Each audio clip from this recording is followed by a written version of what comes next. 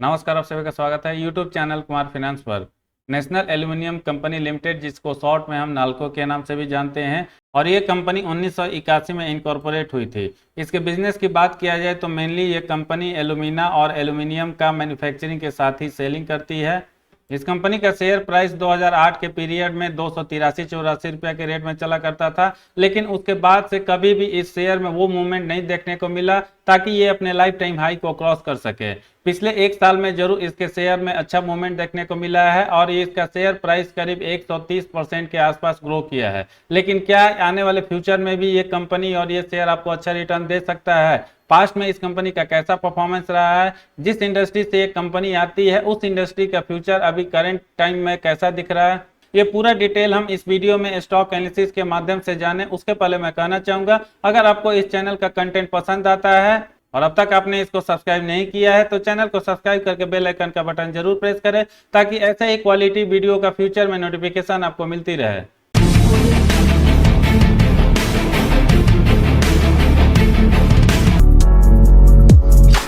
National aluminium का quarter 4 मार्च 2021 का result अभी तक नहीं आया है, लेकिन जिस तरह से पिछले कुछ क्वार्टर में मेटल का डिमांड बढ़ा है, मेटल प्राइसेस में बढ़ोतरी हुई है, उसके बेसिस पर ऐसा माना जा रहा है चाहे इसका सेल्स हो, प्रॉफिट हो, आरओई हो या आरओसी हो, हर तरफ हमें अच्छा ग्रोथ होता हुआ दिखेगा। फिलहाल इस कंपनी का क्वार्टरली रिजल्ट में जो डेटा अवेलेबल है दिसंबर 2020 तक का, लेकिन इस कंपनी का फंडामेंटल देखने के लिए हम इसके पिछले कुछ सालों का एनुअल रिपोर्ट देख लेते हैं ताकि समझने में आसानी हो करंट टाइम में ये शेयर और कंपनी फंडामेंटली कितनी स्ट्रांग है। एनुअल रिपोर्ट में जो इसका पीएनएल स्टेटमेंट दिया हुआ है, इसका डेटा अवेलेबल है मार्च 2015 एनुअल रिपोर्ट से लेकर मार्च 2020 तक का। सेल्स इस कंपनी का इस पीरियड में 7,383 करोड़ से बढ़ के 8,472 करोड़ तक पहुंचा है। बीच के पीरियड में जरूर एक बार के लिए मार्च 2018 एनुअल रिपोर्ट हो या मार्च 2019 एनुअल रिपोर्ट हो, इस कंपनी का सेल्स अच्छा दिखता है, लेकिन उसके बाद से इसके सेल्स में थोड़ा सा डिटोरिएशन आपको देखने को मिलेगा। ऑपरेटिंग प्रॉफिट इस कंपनी का मार्च 2015 से लेके मार्च 2019 एनुअल रिपोर्ट तक अच्छा दिखेगा और सबसे अच्छा इसने परफॉर्मेंस दिया था फाइनेंशियल ईयर 2018-19 के पीरियड में, क्योंकि तब इसका ऑपरेटिंग प्रॉफिट 2893 करोड़ था। लेकिन मार्च 2020 यानी फाइनेंशियल ईयर 2019-20 में कंपनी का ऑपरेटिंग प्रॉफिट काफी खराब हो जाता है और ये गिर के 487 करोड़ तक पहुंच जाता है। ओपीएम परसेंटेज में भी आपको भारी गिरावट देखने को मिलेगी मार्च 2019 एनुअल रिपोर्ट से मार्च 2020 एनुअल रिपोर्ट में, क्योंकि ये 25% से गिर के 6% तक पहुंच चुका है।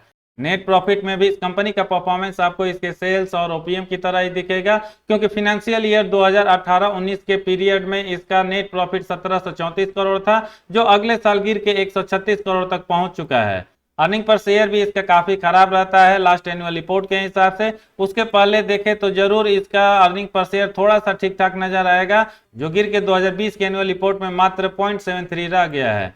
डिविडेंड पे आउट के परसेंटेज देखें तो ये कंपनी बहुत जबरदस्त डिविडेंड देती है, इसलिए डिविडेंड पे आउट का परसेंटेज आपको लगातार अच्छा दिखेगा पिछले 6 सालों से। और जो लास्ट इसका एनुअल रिपोर्ट रहा मार्च 2020 का, वहां पर इस कंपनी ने 205% का जबरदस्त डिविडेंड पे आउट का परसेंटेज दिया है। ओवरऑल इस कंपनी के परफॉर्मेंस को देखें हम परसेंटेज वाइज पिछले 10 सालों का, कंपाउंडेड सेल्स ग्रोथ इसका पिछले एक साल में निगेटिव रहता है और ये 13% होता है, जबकि 3 साल का परफॉर्मेंस हो या 5 साल का परफॉर्मेंस हो, इसका कंपाउंडेड सेल्स ग्रोथ काफी खराबी माना जा सकता है, क्योंकि मात्र ये 4% और 3% होता है। कंपाउंडेड प्रॉफिट ग्रोथ में भी ये कंपनी कोई खास काम करती हुई नहीं दिख रही है और पिछले एक साल में जरूर 44% आपको प्रॉफिट होता हुआ दिखेगा, लेकिन 3 साल का परफॉर्मेंस हो या 5 साल का परफॉर्मेंस हो, यहाँ पर आपको 42% और 35% का गिरावट ही देखने को मिलेगा। स्टॉक प्राइस सीएजीआर में भी कंपनी का कोई परफॉर्मेंस खास नहीं रहता है अगर पिछले एक साल के परफॉर्मेंस को छोड़ दे तो, क्योंकि यहाँ पर जरूर इसके शेयर प्राइस में 136% का ग्रोथ हुआ है, लेकिन पिछले 3 साल, 5 साल और 10 साल में इसके शेयर का परफॉर्मेंस काफी खराब रहता है और ये निगेटिव 2% से लेकर 12% के रेंज में रहा है। रिटर्न ऑन इक्विटी भी इसका निराशी करने वाला है। लास्ट एक साल में तो सबसे खराब ये 1% रहता है, जबकि 3 साल और 5 साल में भी कोई खास नहीं रहता है और मात्र 7% और 8% के रेंज में है। बैलेंस शीट के मामले में इस कंपनी को ठीक ठाक माना जा सकता है, क्योंकि मार्च 2015 में जो इसके पास रिजर्व 11,509 करोड़ का था, उसमें मामूली गिरावट देखने को मिल रही है और मार्च 2020 में भी इसका रिजर्व 9,054 करोड़ बना हुआ है। कंपनी के ऊपर कोई खास कर्ज नहीं देखने को मिल रहा है। इसलिए बोरोइंग पार्ट अगर आप देखें तो मार्च 2015 एनुअल रिपोर्ट हो या मार्च 2016 एनुअल रिपोर्ट हो, यहाँ पर आपको जीरो दिखेगा। और लेटेस्ट एनुअल रिपोर्ट मार्च 2020 के हिसाब से भी खास नजर नहीं आता है और मात्र इस कंपनी पर 12 करोड़ कर्ज दिख रहा है, जिसको नेग्लेजेबल माना जा सकता है।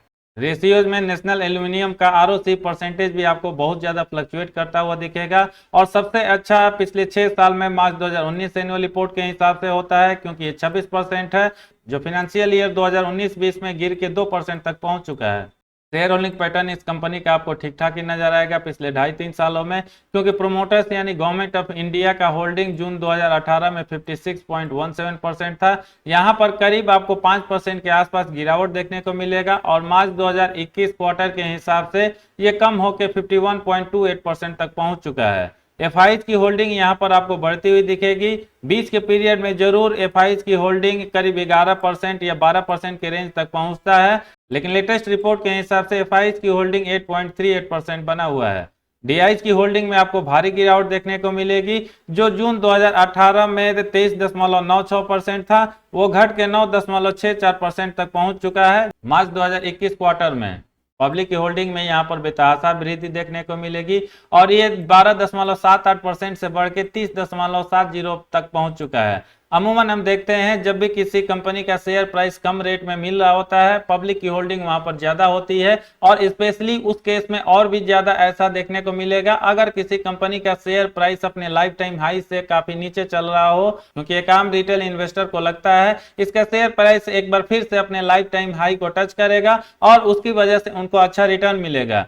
हालांकि ऐसा होता हुआ बहुत कम दिखता है, डिस्पाइट इसके पब्लिक का इंटरेस्ट यानी एक आम रिटेल इन्वेस्टर का इंटरेस्ट ऐसे शेयर में बना हुआ रहता है। क्या ये शेयर वास्तव में अच्छा रिटर्न देगा और एक बार फिर से अपने लाइफ टाइम हाई 283 रुपया के आसपास पहुंचेगा? ये अगर आप पूरा वीडियो देखते हैं निश्चित ही आपको समझने में आसानी हो जाएगी फ्यूचर में इसका शेयर प्राइस कहां तक पहुंच सकता है। नाल्को का प्रॉस देखें तो इस कंपनी ने अपने कर्ज को कम किया है। ये कंपनी ऑलमोस्ट डेट फ्री नजर आ रही है और पिछले कुछ सालों के रिकॉर्ड के हिसाब से ये कंपनी अपने शेयर होल्डर्स को जबरदस्त डिविडेंड देती है और इसके डिविडेंड पे आउट का परसेंटेज 116.46% ऑन एवरेज है। जबकि अगर इसके कॉन्स की बात करें तो इस कंपनी का सेल्स ग्रोथ पिछले 5 सालों में काफी खराब रहा है, क्योंकि मात्र ये 2.79% है। पिछले 3 सालों में इस कंपनी का रिटर्न ऑन इक्विटी भी काफी खराब रहा है और ये ऑन एवरेज 8.24% है और प्रोमोटर ने पिछले 3 सालों में अपने होल्डिंग लगभग 9% के आसपास कम की है। ये रहा नेशनल एल्यूमिनियम का पास्ट परफॉर्मेंस, जहां पर हमने देखा इसका बैलेंस शीट हो या डिविडेंड हो, इसके अलावा कुछ भी अच्छा नजर नहीं आ रहा है, क्योंकि इसका सेल्स ग्रोथ हो, प्रॉफिट ग्रोथ हो, आरओई हो, आरओसी परसेंटेज हो, हर तरफ कंपनी ने एक तरह से निगेटिव या काफी खराब परफॉर्मेंस दिया है। यहां से इस कंपनी का फ्यूचर कैसा हो सकता है, आने वाले टाइम में ये शेयर कैसा रिटर्न दे सकता है, इसके लिए अब हम इसका short analysis, price and volume और इन्वेस्टमेंट चेकलिस्ट देख लेते हैं। शॉर्ट एनालिसिस में ये कंपनी ना ही बहुत अच्छा और ना ही बहुत खराब नजर आ रही है, कह सकते हैं ये एवरेज से थोड़ा सा बेटर नजर आ रहा है, क्योंकि इसके फेवर में स्ट्रेंथ 7, अपॉर्चुनिटी 2, टोटल 9 स्कोर हो रहा है, जबकि इसके अगेंस्ट में वीकनेस 3 और थ्रेट 2, 5 स्कोर हो रहा है। प्राइस एंड वॉल्यूम में नाल्को का प्राइस परफॉर्मेंस पिछले 1 साल का अच्छा माना जा सकता है, क्योंकि इसके शेयर प्राइस में 136% का ग्रोथ हुआ है, लेकिन 3 साल का परफॉर्मेंस काफी निराश करने वाला है, क्योंकि यहां पर मात्र आपको 4.25% के आसपास ग्रोथ होता हुआ दिखेगा, जो किसी भी शेयर इन्वेस्टर के लिए निराश करने वाला है। वॉल्यूम एनालिसिस भी पिछले 1 महीनों का कोई खास नजर नहीं आ रहा है, क्योंकि भले ही इसके शेयर में क्वांटिटी अच्छा खासा आपको ट्रेड होता हुआ दिखेगा, लेकिन डिलीवरी का परसेंटेज आपको काफी लो नजर आएगा। पिछले 1 महीना में ऑन एवरेज एनएससी बीएससी मिलाकर 5 करोड़ शेयर ट्रेड होता है, डिलीवरी का परसेंटेज मात्र 25% के आसपास रहता है। 1 वीक ऑन एवरेज डेटा के हिसाब से भी आपको 3 करोड़ शेयर ट्रेड होता हुआ तो दिखेगा, लेकिन डिलीवरी का परसेंटेज मात्र 24.60% ही रहता है। एक दिन पहले भी आपको 2 करोड़ शेयर ट्रेड होता हुआ दिखेगा, डिलीवरी का परसेंटेज 27%, और टुडे के हिसाब से भी आपको 3 करोड़ शेयर ट्रेड होता हुआ दिखेगा और डिलीवरी का परसेंटेज एक बार फिर से पुअर और करीब 24.54% होता है। यानी नाल्को के शेयर में ट्रेडिंग तो हो रही है, लेकिन लोग इसमें इन्वेस्ट नहीं कर रहे हैं या इसके शेयर को बाई करके लंबे या मीडियम टर्म के लिए होल्ड नहीं कर रहे हैं, क्योंकि शायद उनको ऐसा नहीं लग रहा है ये शेयर फ्यूचर में उनको अच्छा रिटर्न देगा।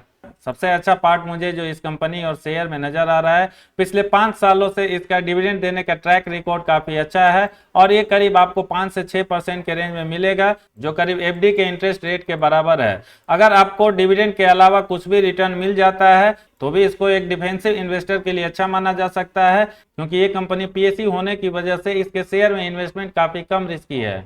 2021 में अब तक इस कंपनी ने एक बार डिविडेंड दे रखा है 2 रुपया का।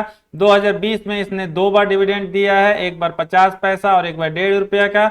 2019 में इसने करीब 3 बार डिविडेंड दिया है, एक बार 1.25 रुपया, एक बार 4.5 रुपया का। और उसके पहले का भी अब डेटा देखेंगे तो 2018 का पीरियड हो, 17 या 2016 का पीरियड हो, लगातार ये कंपनी अपने शेयर होल्डर्स को डिविडेंड देती हुई आ रही है। इसलिए डिविडेंड पे आउट के मामले में इस कंपनी को काफी अच्छा माना जा सकता है। आगे बढ़ते हुए अब हम इस कंपनी का इन्वेस्टमेंट चेकलिस्ट देख लेते हैं और साथ ही हम समझने की कोशिश करते हैं इस कंपनी और इस इंडस्ट्री का फ्यूचर कैसा रहने वाला है।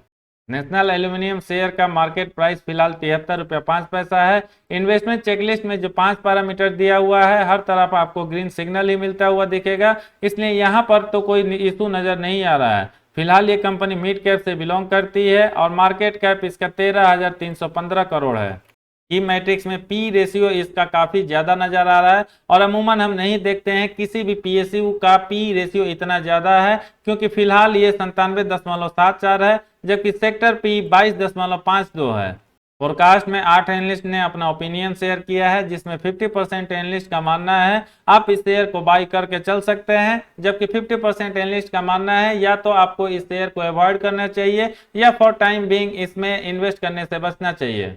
जैसा कि हम जानते हैं ये कंपनी मेटल इंडस्ट्री से आती है और इस इंडस्ट्री के फ्यूचर की बात किया जाए तो मेरे हिसाब से आने वाला 3-4 साल ठीक ठाक रहने वाला है। हालांकि जो पहले मैं बताया करता था इस इंडस्ट्री का फ्यूचर काफी स्ट्रांग रहने वाला है, लेकिन रिसेंट में ही एक न्यूज निकल कर आया, चाइना अपने बहुत सारे फैक्ट्रीज और कंपनी जो बंद कर रखा था या प्रोडक्शन उसका काफी कम कर रखा था, करीब 50% के आसपास, जिसकी वजह से चाइना में मेटल प्राइसेस काफी तेजी से बढ़ने लगे। उसके बाद से चाइना गवर्नमेंट ने एक बार फिर से डिसाइड किया है, जो उन्होंने 50% प्रोडक्शन में कट आउट किया था उसको कम करके अब वो 20% कर दिए हैं। तो हो सकता है 10-15 दिन पहले तक मेटल इंडस्ट्री का जो फ्यूचर काफी अच्छा और सुनहरा दिख रहा था उतना अच्छा ना रहे, लेकिन अभी भी मेरे एनालिसिस के हिसाब से ये ठीक ठाक रहने वाला है। नेशनल एल्यूमिनियम कंपनी लिमिटेड उसमें कितना पार्टिसिपेट कर पाती है, इसका सेल्स हो या प्रॉफिट हो, कितना ग्रो कर पाता है, जब इसका फिनेंशियल ईयर 2020-21 का एनुअल रिपोर्ट आएगा उसके माध्यम से समझने में आसानी होगी। इसलिए फिलहाल के लिए मैं कहना चाहूंगा, अगर आप किसी ऐसे शेयर में इन्वेस्ट करना चाहते हैं जहां पर आपको रिस्क कम, डिविडेंड अच्छा और ठीक ठाक रिटर्न मिले, फिर आप इस शेयर को कंसीडर कर सकते हैं। अदरवाइज अगर आप किसी ऐसे शेयर में इन्वेस्ट करके अच्छा रिटर्न पाना चाहते हैं जहां पर आपका रिस्क एपिटाइट थोड़ा सा ज्यादा हो, फिर आप टाटा स्टील, जेएसडब्ल्यू वगैरह को कंसीडर कर सकते हैं, क्योंकि उनका बिजनेस काफी स्प्रेडेड है और उनका प्रॉफिट एंड लॉस स्टेटमेंट भी इस कंपनी के कंपैरिजन में अच्छा दिखेगा। जरूर वहां पर आपको अच्छा डिविडेंड तो नहीं मिलेगा, लेकिन उसके शेयर प्राइस में ग्रोथ इस कंपनी के कंपैरिजन में बेटर नजर आएगा। इस वीडियो में इतना ही। ये वीडियो कैसा लगा कमेंट करके जरूर बताएं। पसंद आया तो लाइक का बटन प्रेस करके उनके साथ जरूर शेयर करें जो मेटल इंडस्ट्री और इस कंपनी में इंटरेस्टेड है। पूरा वीडियो देखने के लिए धन्यवाद। जय हिंद।